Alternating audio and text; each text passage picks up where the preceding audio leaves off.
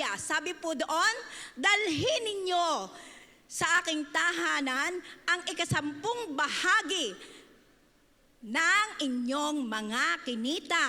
Ano po? So atin hong basahin para ho tamang-tama, walang labis, walang kulang. Sabi po dito, sa chapter 3 ng Malakias, dalhin ninyo ng buong buo ang inyong mga 10 bahagi sa tahanan ng Diyos upang matugunan ang pangangailangan sa aking tahanan. Subukan ninyo ako sa bagay na ito kung hindi ko buksan ang mga bintana ng langit at ibuhos sa inyo ang masaganang pagpapala. Amen. So bakit ko po binasa? Para po hindi malikdangan yung word na buong buo. Mga kapatid, ang inuutos po sa atin ng Panginoon, buong buo na 10 bahagi. So ibig sabihin po, hindi po tayo magtutuon lamang ng pansin sa ating pagbibigay sa isang source. Hindi ho trabaho lang, hindi sweldo lang. Lahat ng ating natatanggap, lahat ng ating mga tinatamasa, lahat po ay dapat nating ibigay ang 10 bahagi. No po, para po tayo ay makaranas ng pagpapala, kailangan po sa atin yung faithfulness. Faithfulness. Hindi basta yung linggo-linggo na may ako'y nagbibigay. Faithfulness po ang hinihingi sa atin ng Panginoon, buong katapatan. Ngayon po ang atin pong tema, ang sabi po ay a revival, a call to excellent service. Ibig sabihin po, ang sabi ho ng atin pong text doon, sabi po doon, huwag kayong maging tamad. Huwag tayong maging tamad sa pagbibigay. Maging excited tayo, maging enthusiastic tayo sa pagbibigay. Magpakasipag kayo at maglingkod ng buong puso sa ating Panginoon. So tayo ho ay paano magbibigay? Sa ating pong blue envelope, kung ang iba po ay wala pang envelope, pwede po ang white. Sa ating pong blue envelope, mayroon po ditong nakalagay na tithes. So ibig sabihin po, uunahin po natin sa ating pagbibigay yung 10 bahagi. Tayo ay ngayon, maaring tayo, kalalabas-labas lamang ng church, naroon pa sa church, tapos na ang offering, may nagbigay sa inyo, may nag-abot, kuhanan nyo din yun ng tithes. Along the way, mayroong pa uling pagpapalang dumating. Lunes hanggang Linggo na kayo ay pupunta sa church, ay dapat po lahat ay kinukuhanan ng 10 bahagi, mga kapatid.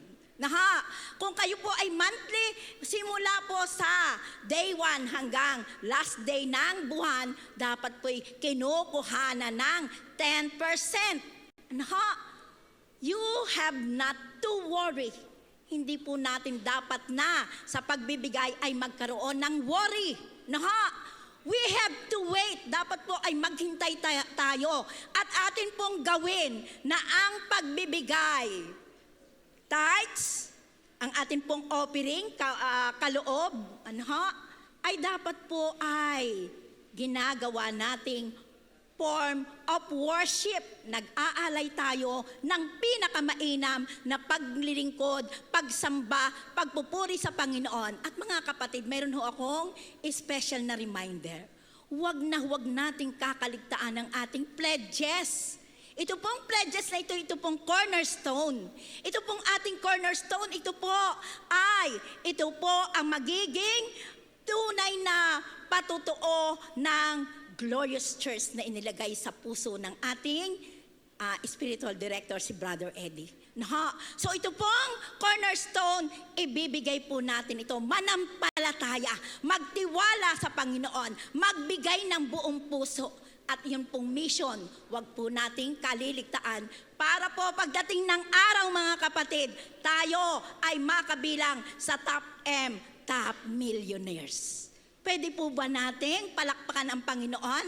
At tayo po ngayong umagang ito, tayo po ay, sabi ho doon sa ating tema, Huwag kayong maging tamad, magpakasipag kayo at maglingkod ng buong puso sa ating Panginoon. Sabi ho, kinakailangan natin revival, revival, a call to excellent service. Dapat po, hamaging sa ating pagbibigay, dapat po'y makita ng Panginoon ang ating pong pinakamainam, our excellent service. At dapat po makita rin ang lahat ng tao na tunay na tayo ay pinagpapala at nakakaranas ng pagpapala. Kung tayo po'y hindi pa nakakaranas ng pagpapala, baka po this is the very time i-search po natin ang ating mga sarili. Baka tayo nagwo-worry pa. Baka tayo ay nagwo-worry pa. Baka hindi pa tayo totohanang naghihintay, nagwo-worship sa ating Panginoon. Kaya po, praise the Lord, tayo po ay dumako sa panalangin. Hallelujah. Sahawakan po natin ang ating mga kaloob. Ngayon po ay tayo mag-start to give our tithes, to give our offering, to give our pledges and mission faithfully sa ating Panginoon. Tayo po'y manalangin, hallelujah, dakilang Diyos ng mga pangyarihan sa lahat. Marami pong salamat, Lord God, sa mensahe, Lord, na iyong ipinagkaloob sa amin, O God. Na Lord, tunay nga pong we will not have to be worried, Panginoon. Wala po kaming dapat na ipag-worry, Panginoon. Sa amin pong pagbibigay, O Lord God, tunay nga pong tulungan mo kami, Lord God, na mabigyan ka namin, Panginoon, ng kaluguran. Maialay namin sa iyo, O Diyos, ang aming excellent service, Lord, at tunay nga po, Lord God, ito po ay maging tunay nga pong isang form, Panginoon, ng aming pong best worship sa iyo, O Lord God. Pagpalain mo, O Diyos, ang iyong mga anak, lahat, Panginoon, ang mga anak mo, Lord God, we are about 200 people here in this church, O God. Tulungan mo po, Lord God, regardless na mga bata man o matanda, babae man o lalaki, may trabaho man o wala, ang lahat po ay maging kabilang. Ang lahat po ay mag-participate, ang lahat po ay maging involved para po sa gawain ng pagbibigay. Panginoon, kami po ay nananampalataya, Lord God, darating ang takdang panahon, masasaksayan ng lahat na tunay kami ay iyong pinagpala. Kaya maraming pong salamat, Lord God. Inaangkin po namin, O Diyos, ang katugunan mo sa aming mga pangangailangan, sa aming mga dalangin, Panginoon. At Lord God, amin din pong kineclaim, Panginoon, maging sa mga maghahandog ng tanging bilang, Panginoon, ang kaningningan mo, ang kaluwalhatian mo ay makikita sa kanilang mga buhay. Tunay nga po, O Diyos, ang church na ito, God, tunay nga pong patuloy na mapupuno ng mga anak mo, Lord God, na tunay na pinagpala at tunay na nagbibigay ng kaluguran sa iyo. Pinupuri ka namin, Lord God, dinadakila ka namin, and we bring you back all the praises of glory and honor in Jesus' name. Amen. Palakpakan po natin ng Lord. Praise God. Sige po, sama-sama po tayo maghandog sa ating Panginoon na may kagalakan sa ating mga puso.